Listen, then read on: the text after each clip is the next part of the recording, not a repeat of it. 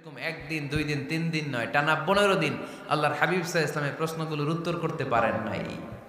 আল্লাহর হাবিব সাল্লাল্লাহু আলাইহি সাল্লামের নবুয়তি জিন্দেগিতে এত বিব্রতকর পরিস্থিতিতে তিনি কখনো পড়েন নাই।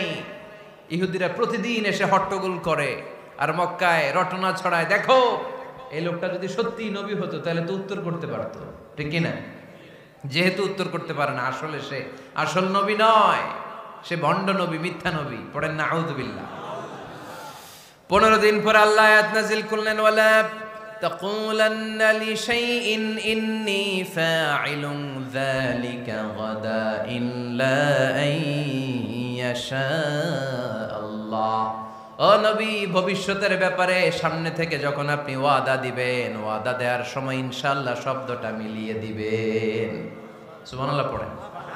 আল্লাহর হাবিব সাল্লাল্লাহু আলাইহি সাল্লামকে শিখানোর মধ্য দিয়ে গোটা উম্মাহকে আল্লাহ শিখাই দিলেন যে ভবিষ্যতের কমিটমেন্ট যখন দিব, প্রমিস যখন দিব, প্রমিস দেওয়ার সময় কি বলবো? কি বলবো? আল্লাহর হাবিব সাল্লাল্লাহু আলাইহি সাল্লাম ইনশাআল্লাহ বলতে ভুলে গিয়েছিলেন। এজন্য 15 দিন টানা 15 দিন ওহী আসে নাই।